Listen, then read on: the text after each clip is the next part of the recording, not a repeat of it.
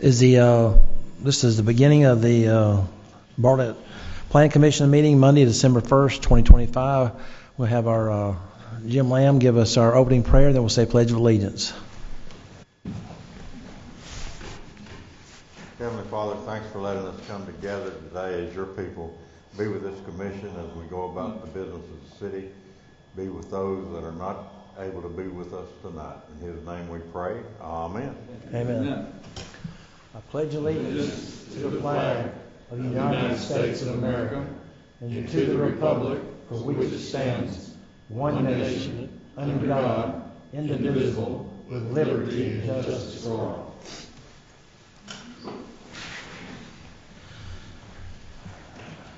Has everybody had a chance to review the minutes?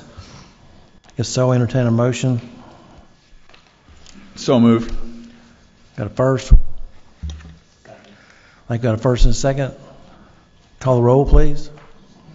Greg Easton? Yes. David Hunt? Yes. Jim Lamb? Yes. Ken Demetrio? Yes. Jack Young? Yes. James Reed? Yes. Don Conway? Yes. Paul Kaiser? Yes. Thank you. And first up is the waters at Bartlett. Dr. Kim Taylor will come forward and tell us about that. Michael Rogers with Fisher and Arnold on behalf of the developers for this project is requesting Planning Commission approval of a master plan for the waters at Bartlett Residential Mixed-Use Development.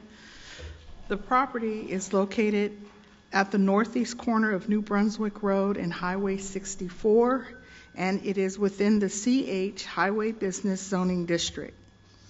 The special use permit for this residential mixed-use development was approved by the Board of Mayor and Aldermen on August 26, 2025. The development is 25.73 acres, and it will be divided into 4 areas, with Area 1 containing residential apartments or flats, and it is 15.46 acres. Area 2 being 1.08 acres. Area 3 being 2.71 acres. And Area 4 being 6.47 acres.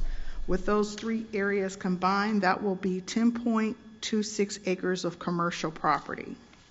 The primary access to the development will be from 2 entrances off of New Brunswick Road. A secondary entrance will be on Old Brownsville Road, where the existing right-of-way will be terminated.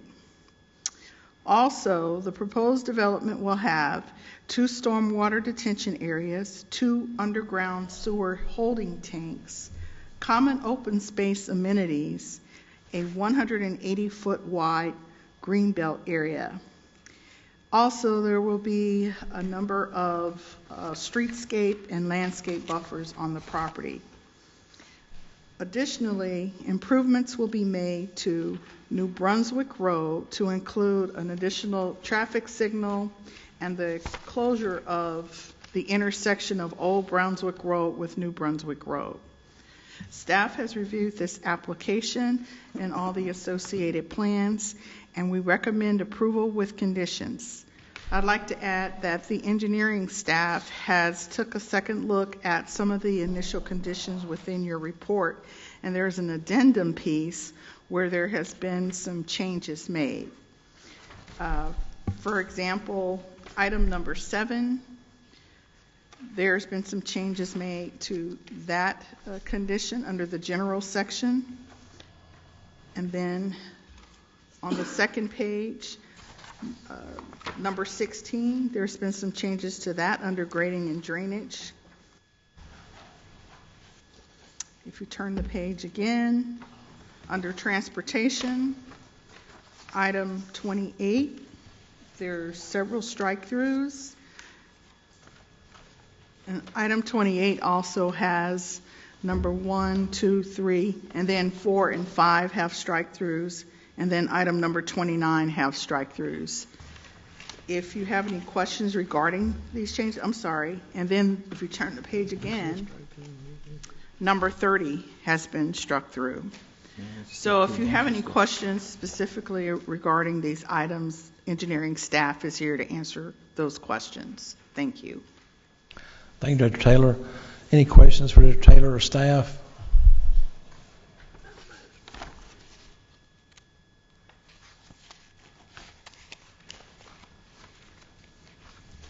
Give everybody a moment to review.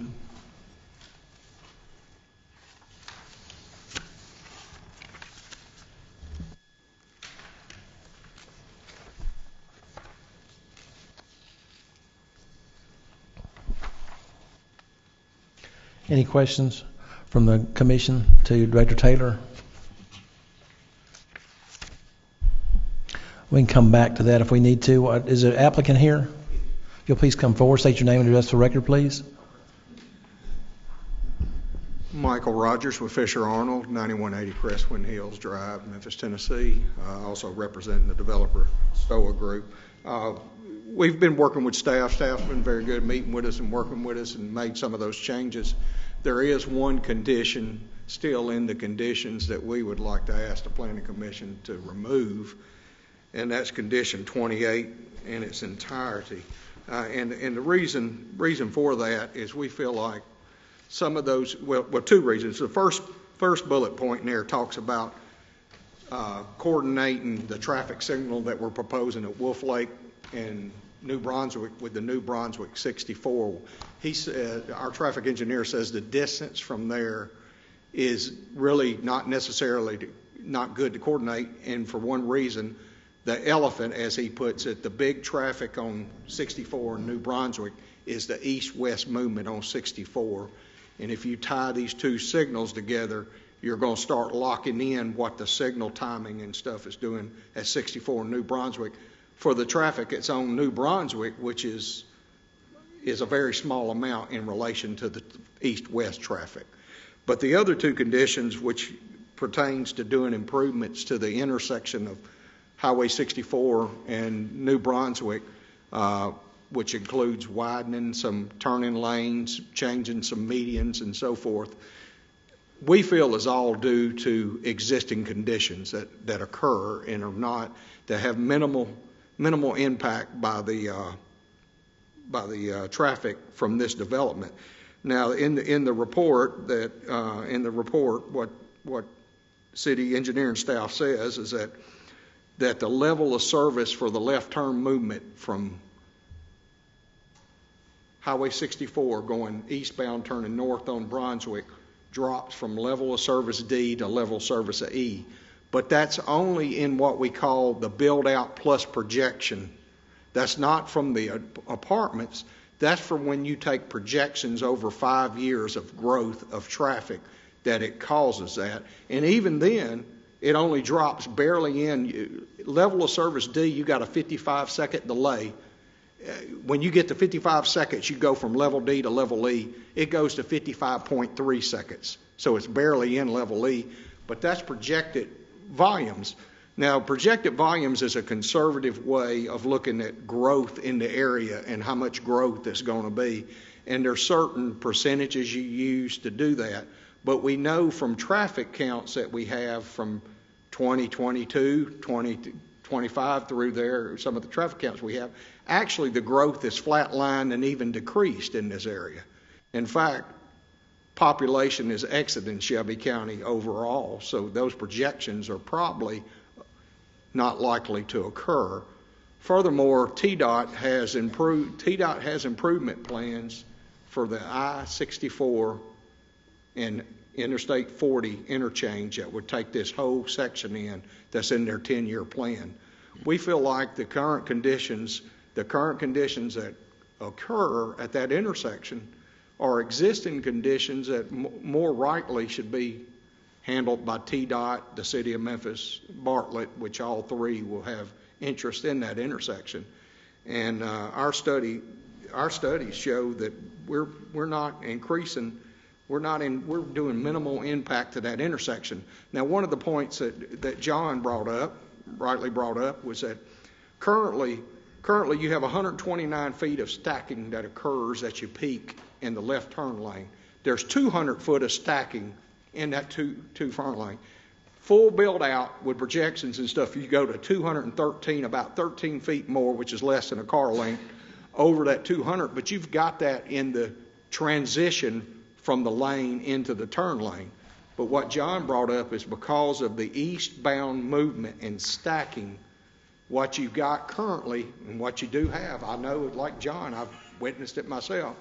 If you're coming eastbound on Highway 64 in peak times and you're wanting to make a left turn in Brunswick, a lot of times you'll be back up and you can't get in the left turn lane because even the stacking from the through lane is. Still, that's an existing condition, and yes, there's going to be more cars trying to get there, but it's an existing condition, and it really gets more into the full movement, the full interchange improvements there. And the improvements that they've recommended that the developer undertake is going to be right at a little below $500,000. Now, you say it's $500,000, but we have a $500,000 traffic signal we're putting on Wolf Lake. We have a $700,000 sewer tanks that's going on there. And this property, as y'all know, those of y'all who've been on the Planning Commission know, about 5 developments over the last 10 years or so have come through and tried to develop this property. It's a challenging property. It's divided by a stream. You've got the sewer situation that I've realized everybody's dealing with in that Fletcher Creek Basin and Bartlett in the city of Memphis. But all these things start adding up to cost and stuff. And just this added cost that I feel is an existing condition, it may very well sink this development. This development may walk away again, and you still got a property that's sitting there, low tax revenue generating, basically a wooded area with a homeless encampment. And for a development to occur, I've seen it happen in other developments that's tried to come here. When you start adding all these costs and these requirements, particularly a requirement that we feel is not created by the development, it's really putting a burden on it that the developer is not going to be able to withstand. And so we would ask that you make a motion to approve with the conditions, with the removal of condition 28. But other than that, all the other conditions we're fine with, and we're really excited and really would like to get moving forward on final construction plans and come back here with some final construction plans. So just to recap, you're okay with everything but 28? That is correct. That is correct. Could we hear from engineering on 28? Yes. So this engineering condition, in one way or the other, has been a part of the waters. It was in the special use permit, the same similar engineering conditions, as well as others. It was also included in the Hy-V, not exactly stated the way it is now. I think in the Hy-V it was stated as a double left. That is correct, because Hy-V did create additional stacking that was needed. That's exactly right. So this engineering condition has been a part of this site since Hy-V. And so with that being said, regardless, let me mention something about, I guess, the term level of service. Level of service is really associated with the efficiency of an intersection or a lane or a movement of traffic. And so it's not necessarily associated with safety. And so the contention here is just dealing with this left turn movement when you're heading eastbound on Highway 64 and you want to make a left onto New Brunswick Road. And so that if, for me, driving, I'm not going to say that I drive all parts of the city, but this is one I've been very familiar with, in the difficulty of being able to make a left turn at this intersection and the lack of efficiency. And I'm also going to bring up safety. The concern for safety at this movement is a big concern. It's why we do not recommend that this engineering condition be changed at all.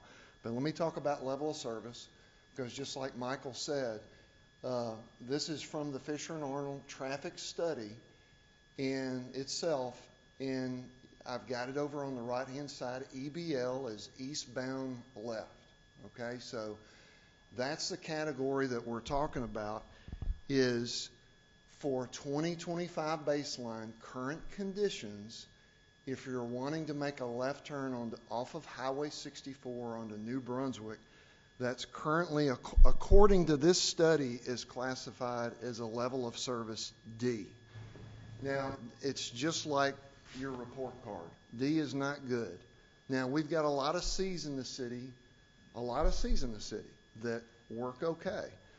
Obviously, and what Michael has stated, as a part of their engineering traffic study, when you go from what's current out there now to 2031, you go from a D to an E. So regardless of whether it barely makes it as an E or not, it's an E. And so the contention for the efficiency of this left turn movement to be allowed and it not be corrected by the developer, to me, is totally unacceptable. And we've never done anything like this before. It's very typical for us to ask our development community to address issues and with level of service to deal with this. This is within the city of Memphis. It is a TDOT. It's obviously Highway 64, so they would have to deal with the city of Memphis and TDOT. This is nothing new. Union Depot and potentially Union Depot First Edition are in a similar situation. And so it's not anything new asking the developer to deal with this. Now, let me mention another thing. In the traffic study, it shows currently, like if you look over there at the traffic study, it shows PM peak, level of service D, and it shows 127 for the 95th Q. Now, let me explain that. What that means is currently the traffic study shows that during the PM peak that you have vehicles in that left turn movement that stack up, and if you pulled a tape measure out and measured, you'd have 127 feet of vehicles in that left turn lane. That's somewhere around 5 or 6 vehicles that would stack up. And according to the 2031 build out, that this is going to increase to 216. That's a 70% increase. To me, that's not acceptable. And so now you can take this for what it is. When I drove out there at 2:30 in the afternoon, there was already 8 vehicles stacked up. And in this left turn lane, it was almost out of room at 2:30. 2:30 p.m. is, now that's kind of erroneous.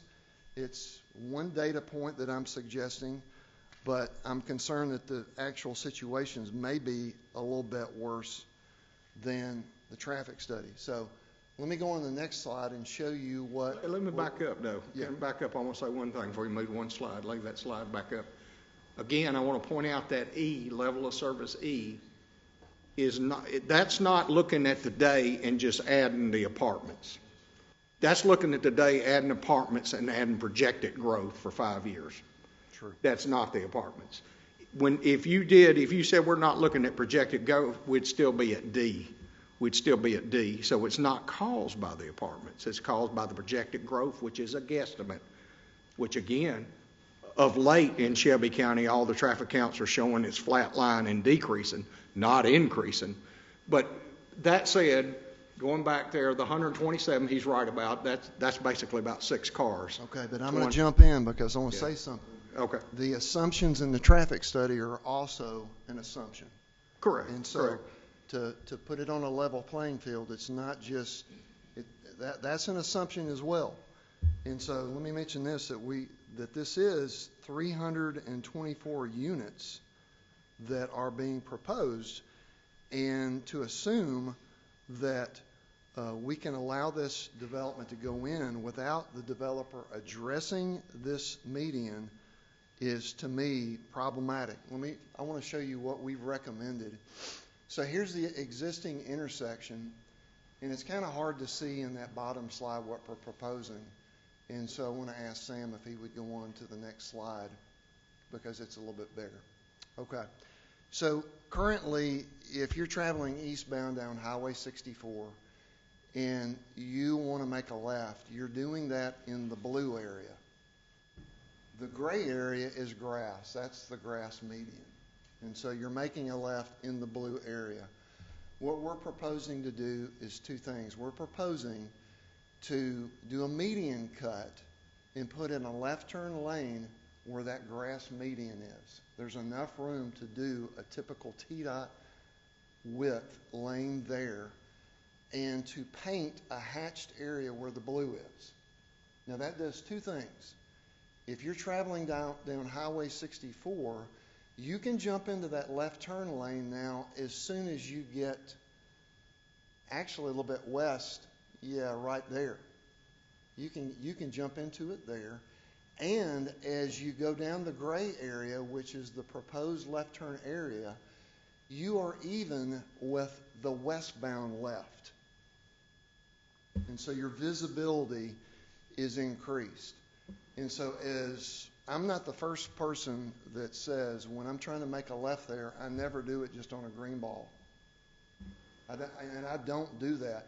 I don't make a left turn there unless I have the green arrow, because the opposing westbound left turning movement blocks your visibility. You cannot see.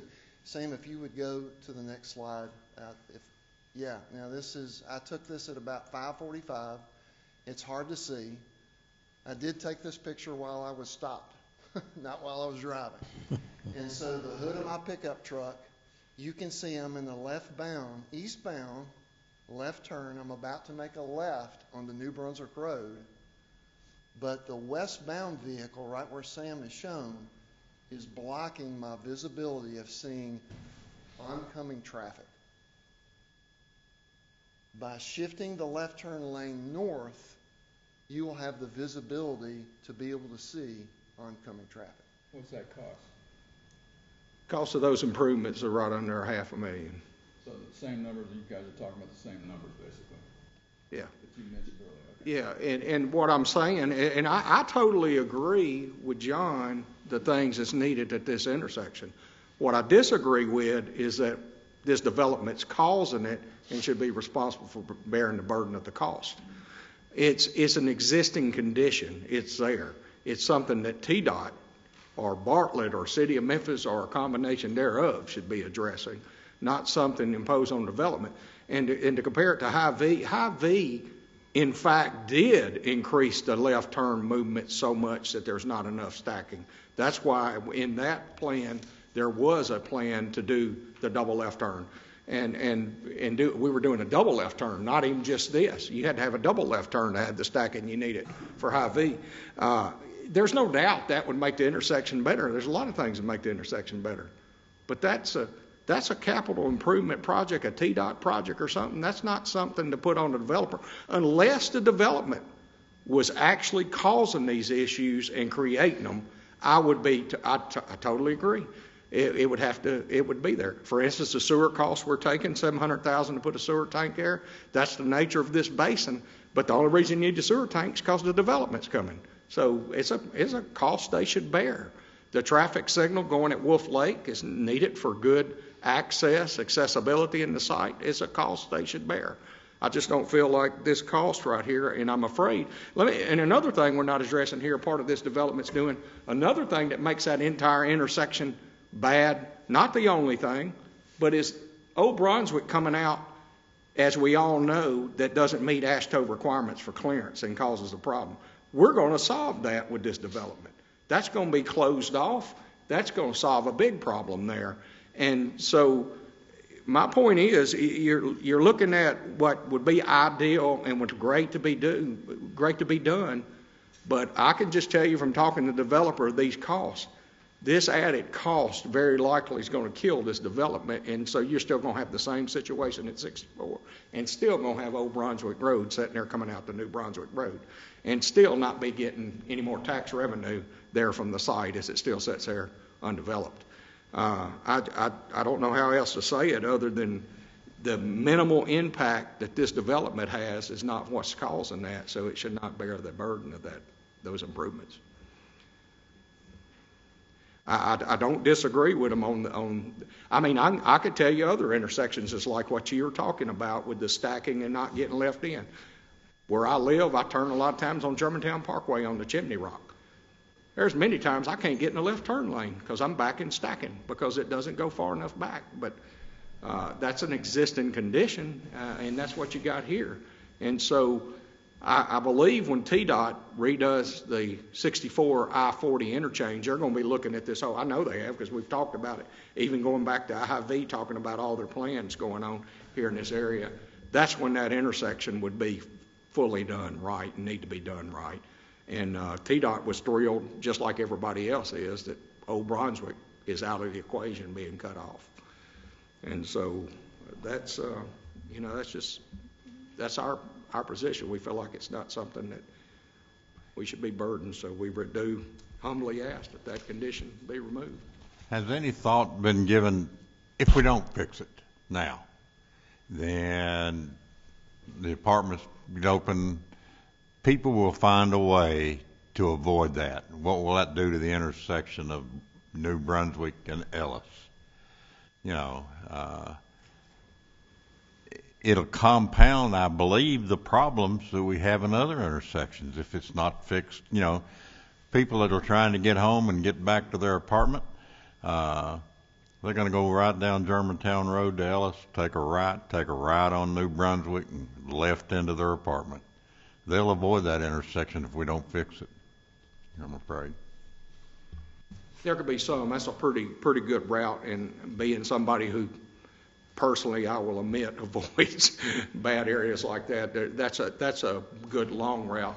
The one I think that would occur that if, and I don't know the name of the street that's running between Lowe's and Walmart, if Wolf Lake ever gets extended that far and that goes up, I think you would see some traffic moving up to Wolf Lake and coming across for certain. But I don't know, as far as I know, there's no plans of development there. We don't know when anything would happen that would do that.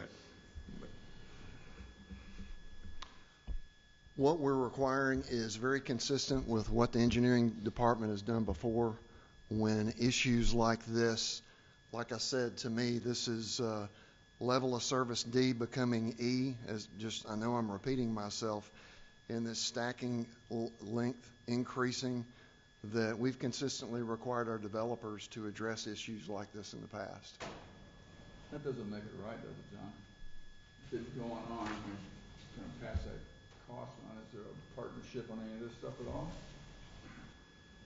It's been there. I've been through that intersection like everybody else has, and it hasn't been pretty for a long time.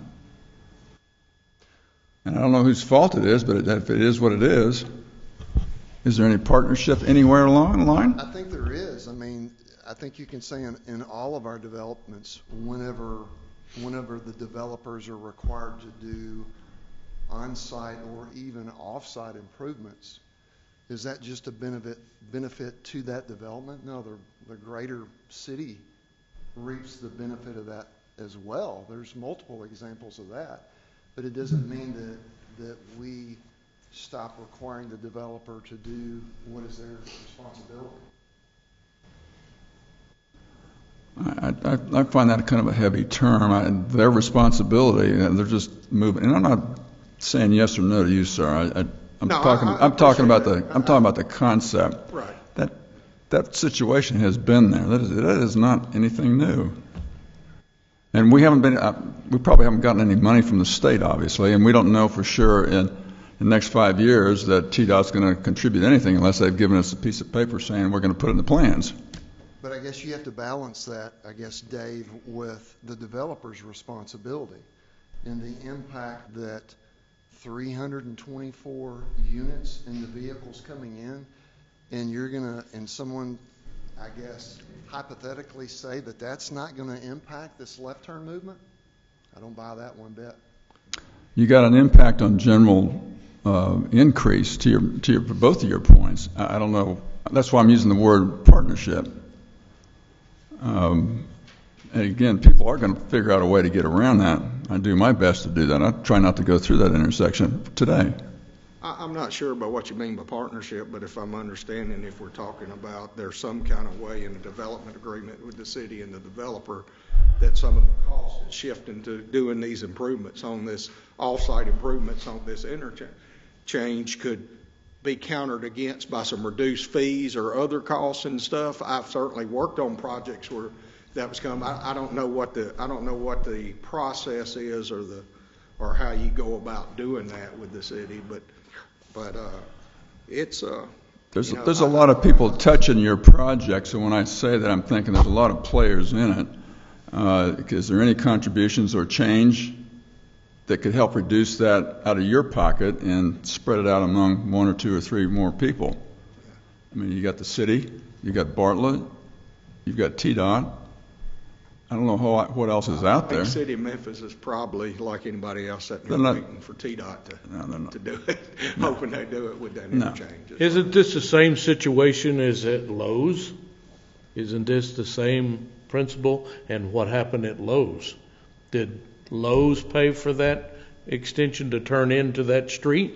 Or did the state? Or did the city? I think, if I'm recalling correctly, I believe that Lowe's did at least their half of Kate Hyde Boulevard.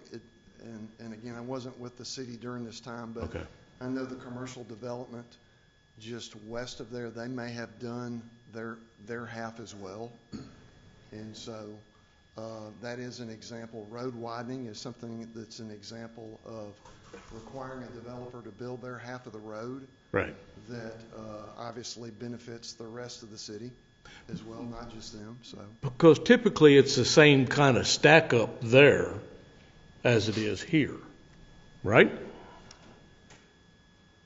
At Lowe's, turning into Lowe's. I always try to turn there to go into Walmart or Lowe's, and I'm at least 3 turn lights before I go. And I'm like you, I'm not turning until I get a turn light, or it's just clear as day there where I can do that because of that situation. yeah, exactly, Greg.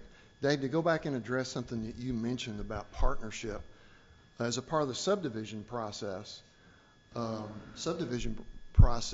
that we're under in the engineering department does require public utilities and public infrastructure to be paid for by the developer. And so the provision for partnership, that can take place by board action. And there are certain situations where the city of Bartlett has made creditable water mains and sewer mains where they felt like the infrastructure that was put in by the developer was so large and that a vast majority of the city could benefit from that, then they did put in developer fees and credits for things like that. I just wonder how many, if we can't work out something reasonable, and I'm going to assume that you would go back and your people are going to say we're not interested. I don't know if that's fact or fiction, but I'm just saying if they do that, how many times do we play through this card? Understand, and I think it's been deteriorating for a long time. That's a crazy intersection. I'm just trying to figure out a way or a suggestion or asking the question, is there any other way of making this come together somehow that benefits a lot of people? It doesn't sound like it from what you're talking. No, I think this is an issue that, in my opinion, does not need to be neglected, and for efficiency of the intersection and for the safety of the intersection. I don't disagree with that. Well, I think historically we have required the developer to make those type of improvements, and if we start doing something other than that now, we'd have an issue going forward, or there would be expectations. Excuse me, every time there's a development come in. My recommendation is that we approve this as with the conditions, and obviously they can appeal to the Board of Mayor and Aldermen and let those high-paid guys make a differing decision if necessary. That's just, I just think it's historically this is the way we've operated, and we're going to start modifying it now for this. We're going to start modifying it for each development that comes in because they're going to cite what we did here. It's just my thought that we need to be consistent with what we've always done. Well, my only comment would be to that. I've been doing this for 30 years for developments. Take the Lowe's thing. When they're coming in building and they've got a road they got to build there. Absolutely. For instance, if New Brunswick was a 2-lane road with plans to expand to what it is, and it only had 2 lanes, I'd fully anticipate that they'd end up building a half of New Brunswick along their frontage. That's typical. My point of contention is, and I still disagree with John and his staff, that this situation, an off-site situation, is not caused by the development, and it's marginally impacted by the development. That's my whole position on it. That's why I disagree. It's not like a normal public improvement that's associated. For instance, the access road we're building from Old Brunswick to New Brunswick, that's an improvement. That's basically, even though it's going to be a private road, it's dedicated to public use forever, and we're bringing a water main up through it. But that's a part of the development of what we're doing, developing to serve this development. Fully expect that cost there. But again, I mean, I don't want to beat a dead horse, but I just feel like this intersection situation. We do have a first on the floor, Yeah. so we need to address that. We have a first on the floor. Is there a second? Second. I've got a first and a second. Who's call the roll? How are we voting for the yes for this or no for this? Question, can the staff comment on So that? what Jack proposed was, he made motion to approve the conditions as is, Okay. without making a precedent of changing the conditions. And if the applicant would like to appeal, he may do so to the Board of Mayor and Aldermen. Okay. So the vote would be yes if we approved it as is. He can appeal? That would be right. Okay. Yeah. Yeah. My understanding is you're approving it with the condition, Under the- remaining condition. With conditions of staff, yes, sir. Yeah. Right, okay. So we had a first and a second, if you'll call the roll. I think everybody Yes. understands. So we're voting to approve it as written by the staff, by conditions of staff. Alderman Young, Yes. James Reed, Yes. Don Conway, Yes. Greg Easton, Yes. David Hunt, Yes. Jim Lamb, Yes. Ken Drummond Trio, No. Paul Kaiser. Yes. It passes. Thank you, sir. And moving forward, we have a construction plan for the new McDonald's at Altria Creek Commercial Center. If you'll introduce that for us, Director Taylor.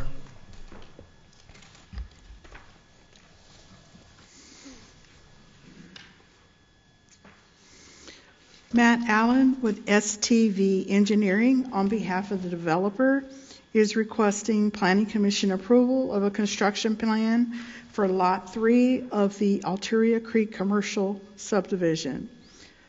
The property is located adjacent to 6525 Memphis Arlington. That is, it is located between both a Walgreens on the north and a commercial strip center on the south, and it is within the SC1 planned unit commercial zoning district.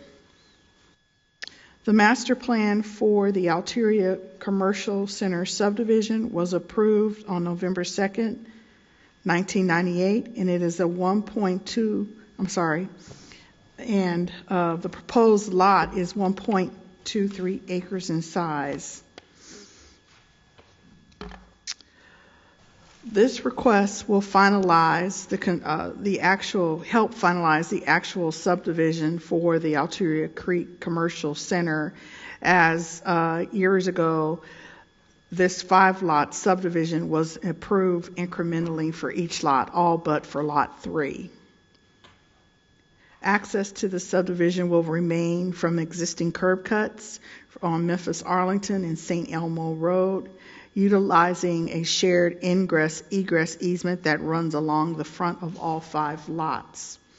The construction plans for this lot consist of a proposed plat, site grading and drainage, a dedicated stormwater detention area on Lot 2 of the subdivision, and new sewer and water service plans. Staff has reviewed this application and the plans and recommend approval with the conditions that are in your staff report. Thank you, Director Taylor. Any questions from the commission? Seeing none, thank you, Director Taylor. Is the applicant here? To come forward, state your name and address the record, please. Good evening. My name is Matthew Allen. I'm with STV. I'm here on behalf of McDonald's. Any agreement with conditions of staff? No, I have no comments. The You only do. comment I have is we have no issues with the comments. So you agree with the conditions then? Yeah. Okay, thank you, sir. Any questions to the commission? Director Taylor or the applicant? Any discussion?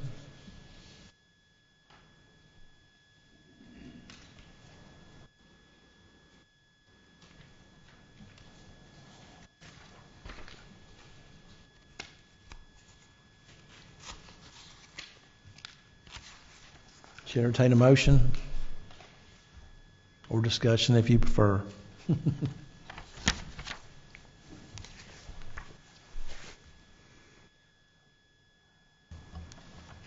I'd make a motion that we approve this with the conditions stated for favorable. Okay, got a Motion, first? Alderman. Second. Got a first and a second. You call a roll? Don Conway, Yes. James Reed, Yes. Alderman Young, Yes. Ken Demetrio, Yes. Jim Lamb, Yes. David Hunt, Yes. Ray Easton, Yes. Paul Kaiser. Yes. Then approved, thank you. Don't go too far. Director Taylor, if you'll come forward, please. Again, this is a conjunctive request with the application that you just heard for construction plan approval. Mr. Matt Allen with STV Engineering is requesting your approval of a final plan for Lot 3 of the Alteria Creek Commercial Subdivision. Again, it is located adjacent to 6525 Memphis-Arlington Road, and it is bounded by Walgreens on the north side and a commercial strip center on the south end of it. And it is also directly across the street from the neighborhood Walmart. Lot 3 is 1.23 acres in size. The actual subdivision master plan was approved for a 5-lot subdivision. This application will finalize all 5 lots on the subdivision. Actually, this is particularly for Lot 3. The lot sizes within this commercial subdivision range from 1.06 acres to 2.95 acres. And again, it will use existing access curb cuts from Memphis-Arlington Road and St. Elmo Road, and they will utilize an existing shared ingress easement that runs along in front of all 5 subdivision lots. With that being said, staff has reviewed this application and the associated plans and recommend approval with conditions. Thank you, Director Taylor. Any questions, Director Taylor? Jim, are you aware of one of the pieces of information we were given tonight talks about 24-hour service? Are you aware that McDonald's might be wanting to be open 24 hours? Well, I don't believe we've been formally told that. I know that that was a concern of the neighbors. Well, that's what my question is. In these comments, it says, if McDonald's operates 24 hours, what additional protections will be implemented? And there's something about overnight speaker volumes and dimmable DT equipment, but we're not aware of anybody that's wanting to do 24 hours. Correct. Now, as far as addressing lights and noise and that sort of thing, I'm sorry, the lights that they mentioned, that can be handled at the DRC. Right. Okay. The noise, we have a noise ordinance. Now, as to the hours of operation, I don't believe we have an ordinance that does that, and this is not a special use permit where we could add that condition onto them. Okay. Thank you. Any other questions for Director Taylor? Seeing none, thank you, Director Taylor. Just to be clarified, DRC is the Design Review Commission, and that's part of that process. And is the applicant available? Please repeat your name and address for the record, please. Matthew Allen with STV here on behalf of McDonald's representative. As far as the comments, we don't have any issues with making those adjustments. Okay, thank you. Are you aware of any intentions to operate 24 hours? Yes. My understanding is it will be open 24 hours. And we did receive the comments from, I believe it was the Herbert family, and we provided our responses to the city earlier today. As far as I can address some of those comments if you'd like, or if there's a representative with the Herbert family here, I can, we could wait for them to speak and present some additional questions. It's, I'm here to answer as much as I can, and. It is unusual for us to have 24-hour service in a restaurant like that. Did you say unusual? Or? Unusual, I would say, yes, sir. Do you have somebody that wants to speak to that? We're willing to listen if you have somebody to speak to that here. As far as the 24 hours, Well, I'm here on behalf of Okay. McDonald's. I thought you said you had somebody else here that might speak to that. I'm sorry, I misunderstood. Concerns. I see. I believe the Herbert family Yeah. provided an email to the city with some concerns about Okay. hours of operation, noise levels, and things like that. Does staff have any information regarding they want to share? So the McDonald's and the Taco Bell located adjacent to the residential at Appling and Highway 70, both of those locations are 24-hour. Okay. McDonald's does provide off-hour speaker volumes, lighting, things of that nature, specifically with the drive-through. Their drive-through equipment is programmable. As far as speaker volumes, the amount of light that the menu, obviously they're all digital now, so they are programmable as far as how much light they produce. I believe one of the comments was to add some additional trees towards the residential side at the rear of the property. In addition to that, McDonald's is going to provide additional landscaping and shrubbery to help mitigate any noise bleeding that might occur. Those are a few things that they're looking at doing, and they will do. Correct me if I'm wrong. I think there's a fence there already. Is that correct? Yeah, there's I believe a 6-foot, 100% opaque fence there now. Okay. Any questions, Commission? Does anybody know is that Walgreens there? Is it a 24-hour Walgreens? It is not. It is Not, no. Thank you. Nor is Walmart. Right.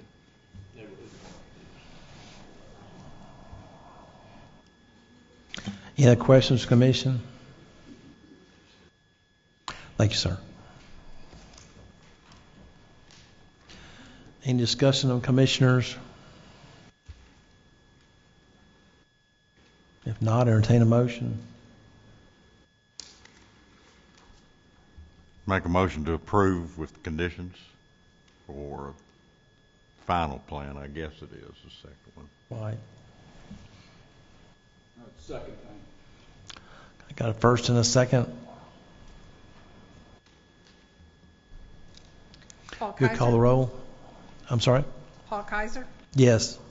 Don Conway, Yes. Greg Easton, Yes. David Hunt, Yes. Jim Lamb, Yes. James Reed, Yes. Alderman Young, No. Ken Demetrio. No. Okay, final plan passes. Moving on to the site plan. Director Taylor, you come tell us about that.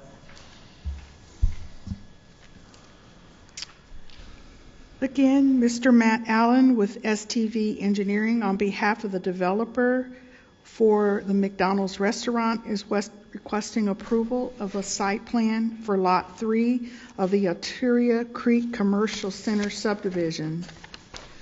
The lot in question is 1.23 acres in size, And the proposed site plan will include a 4,306 square foot restaurant with a drive-through lane service. It will also have 43 parking spaces, of which 2 will be handicap accessible. Staff has reviewed this site plan and this application and recommend approval with the conditions as listed in this staff report. Thank you, Director Taylor. Any questions for Director Taylor?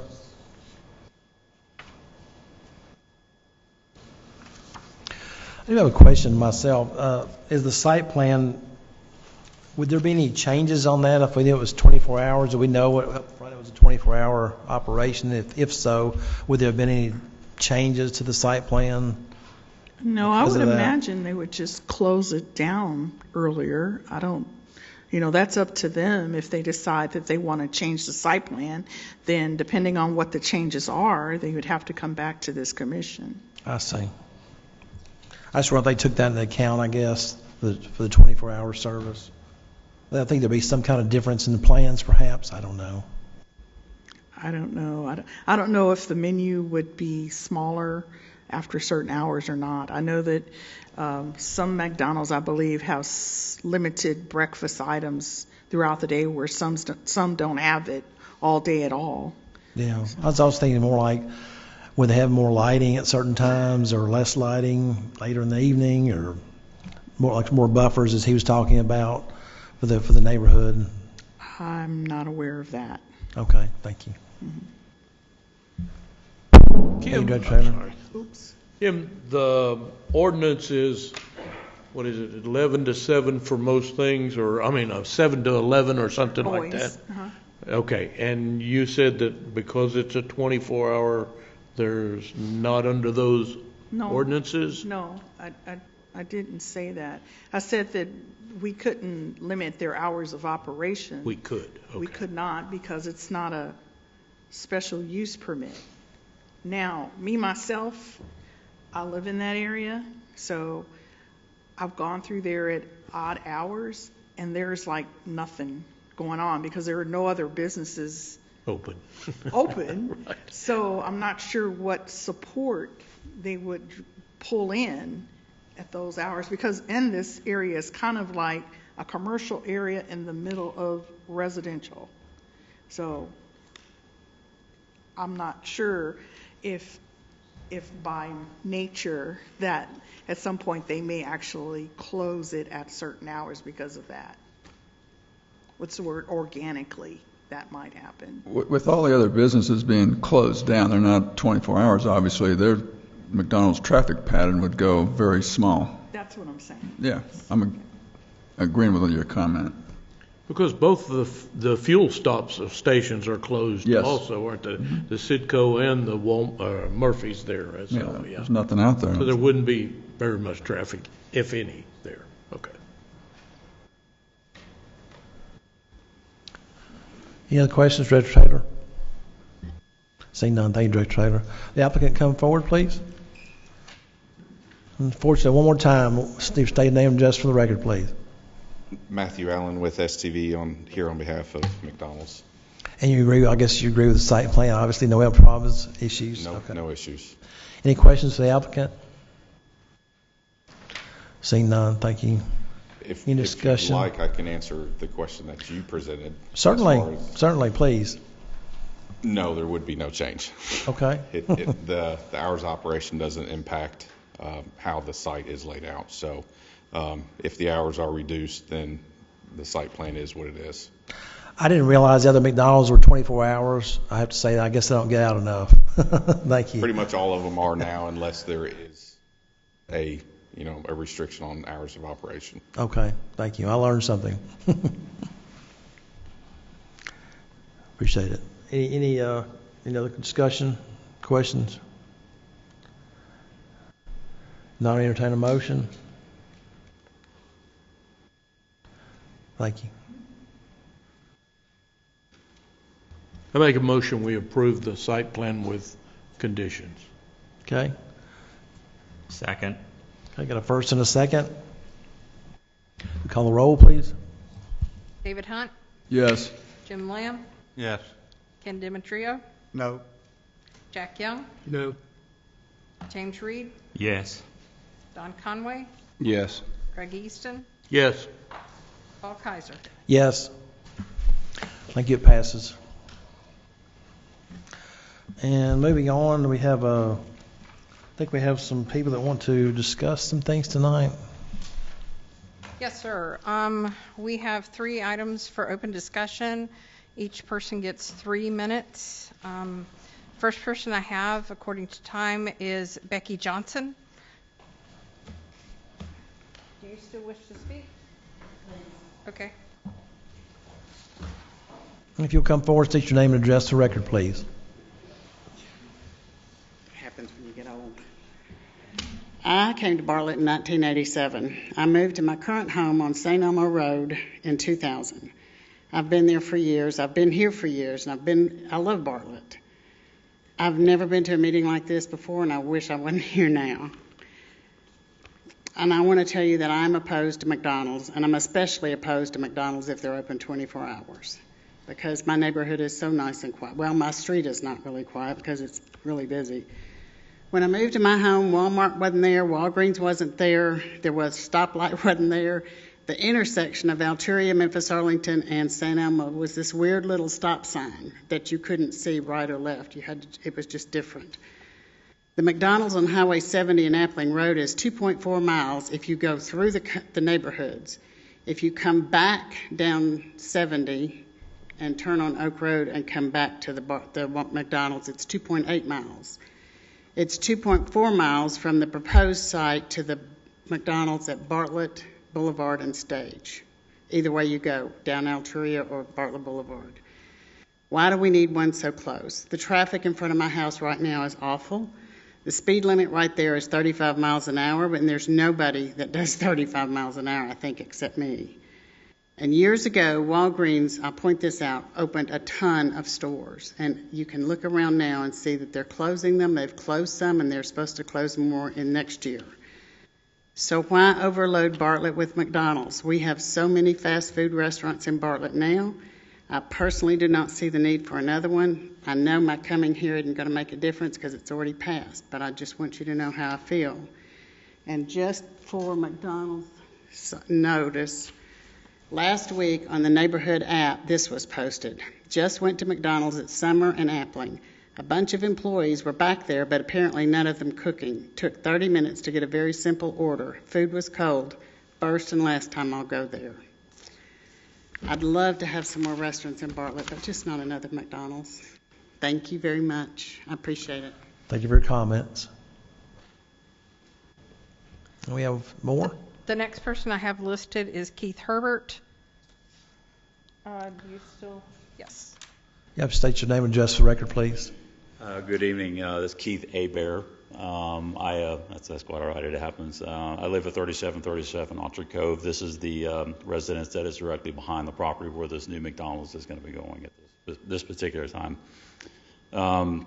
Lived in Bartlett for over 20 years. For this particular residence, I've been there for just coming on 16. So I've enjoyed the quiet and whatnot. My goal tonight is simply to share concerns that we, my wife and my family, and my adjacent neighbors share about this particular location, and to suggest some reasonable measures that could help this project fit well within the surrounding neighborhood. This area already supports several active businesses, and a drive-through restaurant will naturally add more activity. We're requesting that a traffic impact study, if one is not has not already been completed. We want to make sure that there's adequate, clear signage and lane markings to help with vehicle flow, and special attention to pedestrians, pathways, as well as cyclists. Consideration for cyclists that do run this area quite a bit. Our neighborhood already receives some of the light from the nearby stores, and we just want to make sure that the new lighting stays on the newly developed property as much as possible. We are requesting consideration for shielded or downward directed lighting, reduced or dim lighting after business hours, and additional trees that are along the residential screen. Drive-through activity can create more noise, especially later at night, especially if they're under consideration that this is potentially going to be a 24-hour location. Speaker volume has to be should be kept at a appropriate level. Using landscaping or fencing to help soften the noise. Additional trees along the residential screen are requested. And of course, if the restaurant were to operate overnight, exploring additional options to help limit the late night disturbances that we are going to experience. Food waste attracts rodents and produces strong odors in summer, especially during the heat and the wind patterns that blow towards our homes. We are requesting that a fully enclosed gated dumpster area with sealed containers that is clearly shown but not detailed in the plans that are available online. I got to look at those today. Increased trash pickup during warmer months of the year, and mandatory pest control service with reporting requirements to nearby residents if issues arise. And then, windblown trash occasionally does reach over to our homes, and from several of the nearby commercial businesses. We're just requesting that, and it just might be not under the purview of the Planning Commission, but at least for consideration for the future, that that there's daily litter sweeps of the property and surrounding areas during normal business hours as well as during construction. Truly appreciate the Commission's time in your role in balancing growth with the neighborhood and quality of life within the city. We're not opposed to development, but we simply want to ensure that this project is implemented in a way that works well for both the businesses and the surrounding residents. Thank you for your time. Thank you. And last, we have Dennis Falter. State your name and address for the record, please. Dennis Voter, 4158 Greenview. I'd like to address the McDonald's proposal. Has this gone before the board and alderman yet to be approved? No. Okay. Do you know when that meeting is going to be? This item will not go before the Board of Mayor and Aldermen. It requires site plan approval from the Planning Commission, which is this commission, and the Design Review Commission. It does not. So it does not go before the Board of Mayor and Aldermen. It's a done deal. It's not a done deal. They have to meet the site plan approval criteria within the zoning ordinance. Yeah. Pertaining to the Planning Commission, the staff report listed the conditions that would make this site plan meet those conditions. All right, I just want to bring up a few points about that. Even though it's a done deal, basically, what about the traffic in the area, increased traffic? Sir, what this is really is just more of a comment section. I mean, if you have some basic questions, they'll answer that's them. one of the comments. It's going to be increased traffic in the area. Yeah, there was a traffic study included with it, and it showed it had no significant impact. And also, I don't know, I'm not aware of any other fast food restaurant in a residential area like that. Well, that is a commercial area. They didn't. No, it's zoned for commercial, for restaurant, but we don't need another fast food chain, especially in the middle of the neighborhood. Well, there are restaurants along that road. I know, but not a McDonald's, not a fast food chain. That site, I live about less than a half a mile from that site, and on the property assessor site, this site is actually smaller than the one at Appling and Summer.